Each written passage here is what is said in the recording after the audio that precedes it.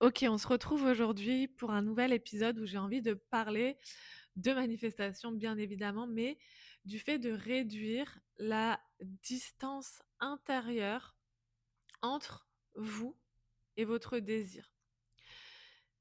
Pourquoi c'est important? C'est quoi aujourd'hui ton désir le plus précieux en ce moment? Est-ce que c'est par exemple passer ton prochain palier financier dans ton entreprise? Est-ce que c'est, avoir plus de clientes, avoir plus de temps pour toi? Est-ce que c'est peut-être tout simplement lancer une activité, en tant qu'entrepreneur? Changer de boulot parce que tu te sens plus forcément aligné ou épanoui dans ton boulot? Avoir une nouvelle relation amoureuse dans laquelle tu te sens profondément bien et sécure? Rencontrer de nouvelles personnes, et élargir ton cercle amical? Voyager? Peu importe. La première chose, avant qu'on aille plus loin dans cet épisode de podcast, c'est que j'aimerais que tu te connectes quelques instants à ce désir-là. Prends ton temps, ferme les yeux et connecte-toi à ce désir. Vraiment ton désir le plus cher, ou en tout cas ce que tu as envie de manifester dans les prochains temps. Ça peut être aussi peut-être avoir un corps dans lequel tu te sens mieux. Prends le temps vraiment de te connecter à ça.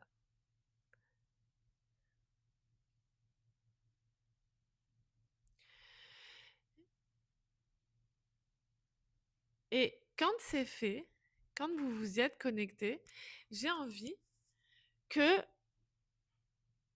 vous regardiez toutes les contractions qui viennent avec. Comment est-ce que vous vous sentez en fait quand vous pensez à ce désir-là et quelles sont toutes les contractions qui peuvent venir avec. Ce que j'appelle contraction, c'est OK, je sens que là, ça serre un petit peu à l'intérieur de moi et comme s'il y a une part de moi qui pensait que ce désir n'était pas possible.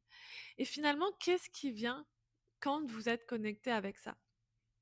Par exemple, si c'est pour le désir de, je sais pas, passer un prochain niveau financier, peut-être qu'aujourd'hui vous gagnez 2 000 €, 3 000 €, vous pensez au fait de gagner les 5 000, les 10 000, les 15 000 € par mois, même les 20 000, peu importe. Quand vous vous y connectez, qu'est-ce qui vient? Est-ce que vous ressentez une forme de contraction? Et est-ce que vous ressentez avec le ben, c'est pas possible pour moi. Si je fais ça, ça veut dire que je vais devoir travailler 3 fois plus. Dans ma famille, on n'a jamais gagné ça, je vois pas comment c'est possible. C'est une somme qui me paraît trop élevée. Si vous pensez peut-être au fait de vous lancer dans l'entrepreneuriat, et que ça contracte, qu'est-ce qui vient avec? Ça peut être par exemple, ah mais pour être en sécurité, il faudrait que je sois en CDI. C'est dangereux, je vais plus avoir de temps pour mes enfants. Vous voyez un peu ce genre de choses. Je vais essayer de vous donner des exemples un peu pour tout, mais voilà, quand je me connecte au fait d'avoir une relation, moi par exemple, dans mon cas, après ma donc après mon arrivée à Bali, j'ai rapidement ancré parce que c'est ce qu'on me disait en fait, c'est un peu les gens que j'ai rencontrés, c'est comme ça qu'ils me le vendaient. J'ai ancré la croyance que rencontrer l'amour à Bali, c'était compliqué. Parce que les premières personnes que j'ai rencontrées avaient eu des mauvaises expériences ici et forcément, c'est ce que c'est venu projeter sur moi. Ça, plus le fait qu'en plus, j'arrivais dans une période où mon estime de moi était plutôt basse parce que je sortais d'une grosse rupture. Suite à la rupture, j'avais eu des soucis de santé aussi. Du coup, j'avais perdu des cheveux, perdu beaucoup de poids. Enfin, j'étais vraiment pas bien. Mon business, c'était encore au tout début. Donc, j'avais pas non plus cette confiance en moi au niveau professionnel, etc. Et donc je me sentais en plus dans une énergie assez, fragile et forcément, bah, ça se reflétait aussi dans le monde des relations pour moi où il se passait absolument d'ailleurs rien à cette époque-là.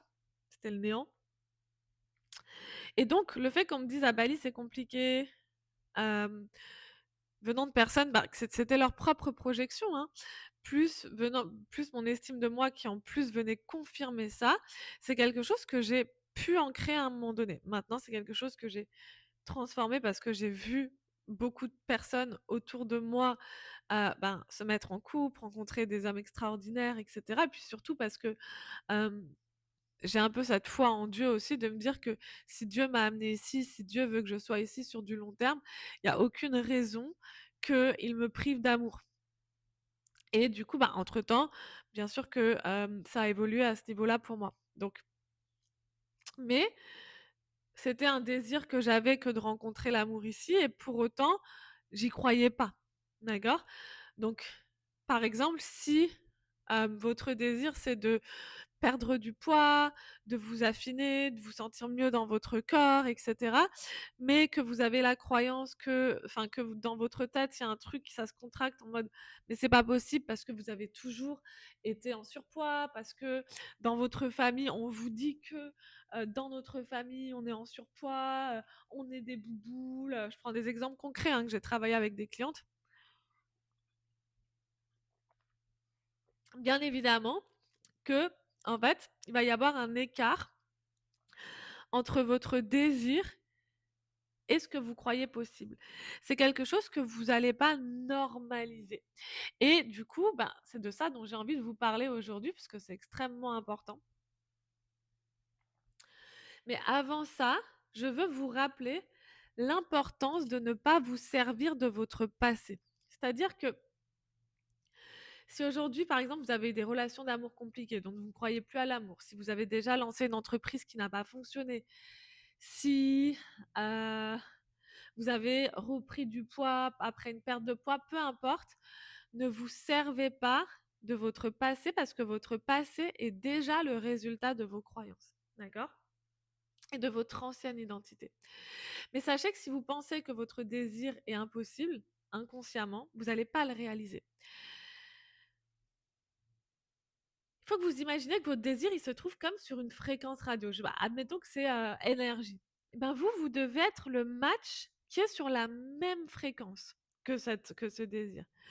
Mais si aujourd'hui, dans vos croyances, dans votre identité, dans votre monde émotionnel, vous n'êtes pas aligné à cette fréquence-là, si dans votre système nerveux, c'est ce désir, il est vu comme quelque chose de, désolé, j'ai des notifications, il est vu comme quelque chose de dangereux, vous n'allez pas le manifester, vous allez saboter parce que vous n'allez pas être sur la fréquence de votre désir.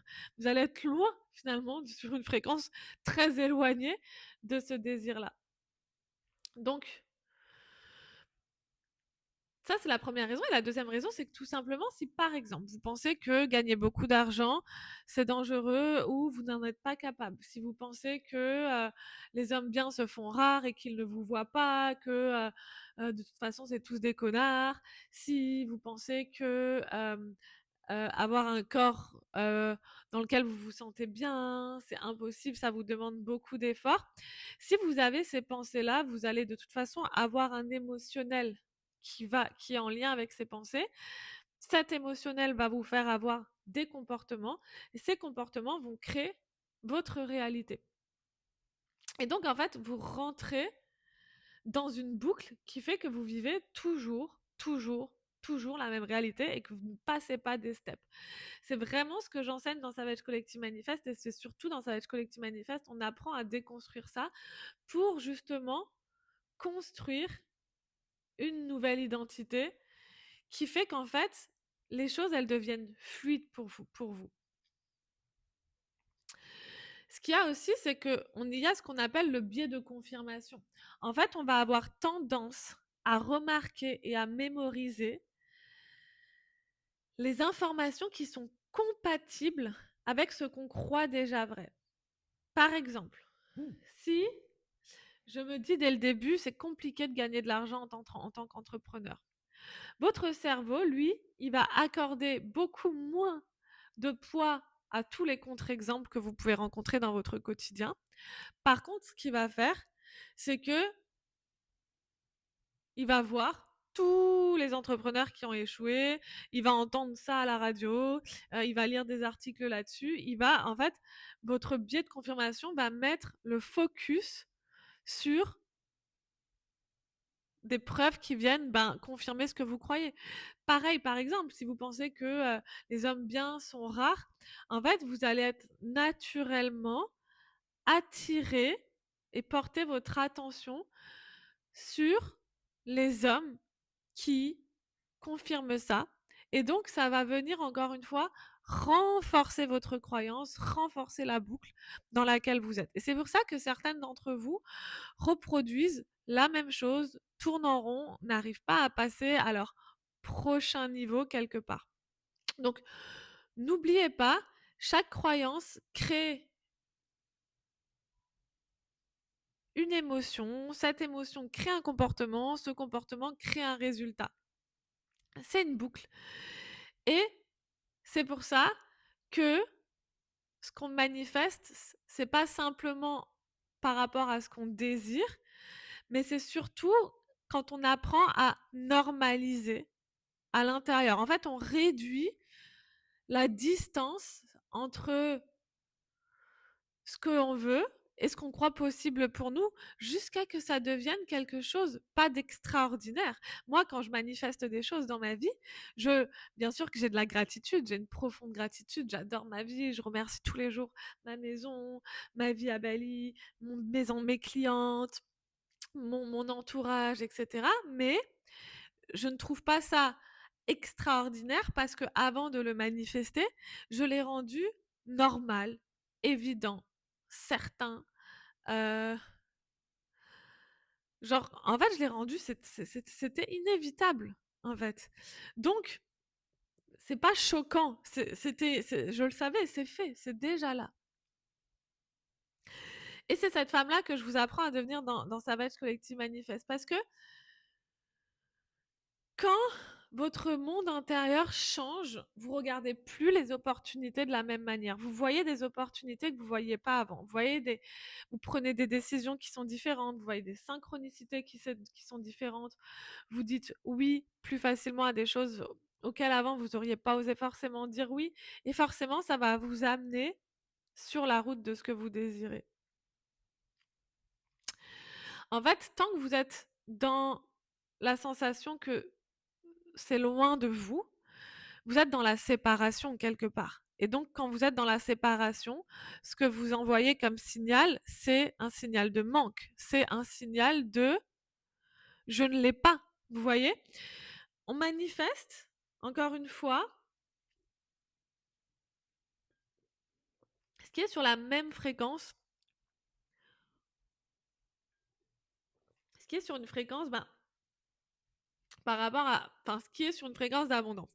Si, admettons, si je veux quelque chose, prenons l'exemple, si je veux quelque chose, mais que je me sens séparée de cette chose-là parce que je la crois loin de moi, je la crois impossible, je crois que c'est pas pour moi, que je le mérite pas, que j'en suis pas digne, ça aussi hein, c'est important, ou que si je veux l'avoir, je vais devoir beaucoup souffrir, etc. En fait, il y a une séparation. Il y a vous, il y a votre désir, mais vous êtes séparés de ce désir.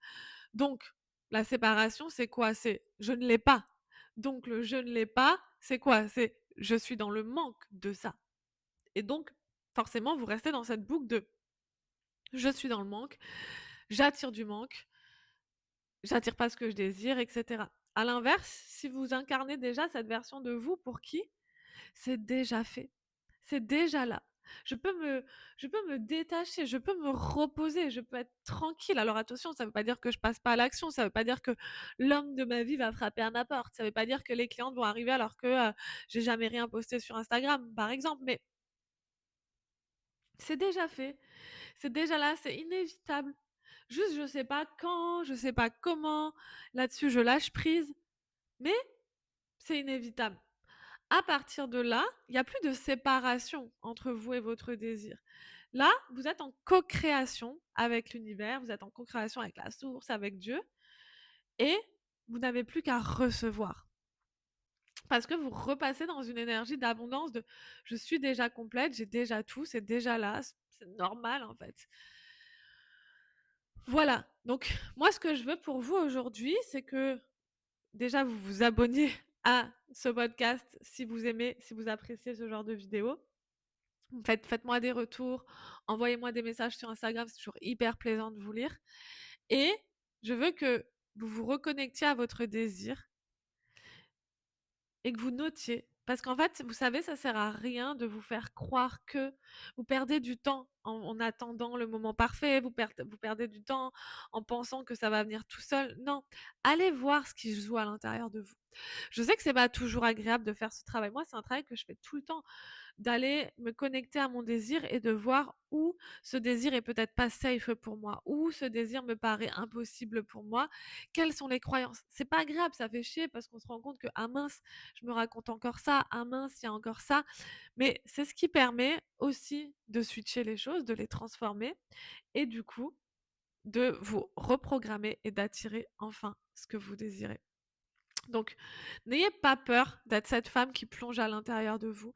N'ayez pas peur d'être cette femme consciente, d'être cette femme qui va en profondeur dans le travail personnel. C'est pas obligé d'être quelque chose de lourd, vous savez. Ça peut être fait dans, c'est pas agréable, mais ça peut être fait aussi dans la curiosité, dans la bienveillance, dans la joie, dans ce truc de cheminement de je suis un être énergétique et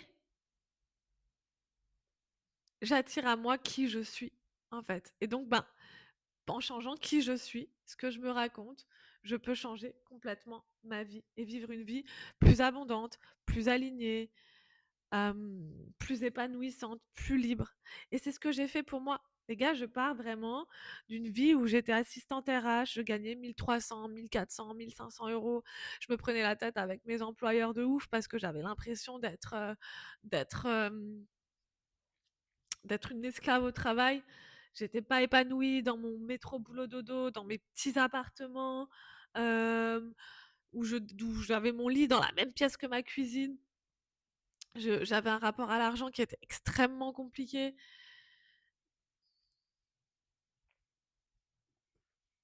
J'avais jamais voyagé, je parlais très mal anglais. Tout ça, je l'ai construit en faisant ce que je vous enseigne dans Savage Collective Manifest. C'est des accélérateurs de timing.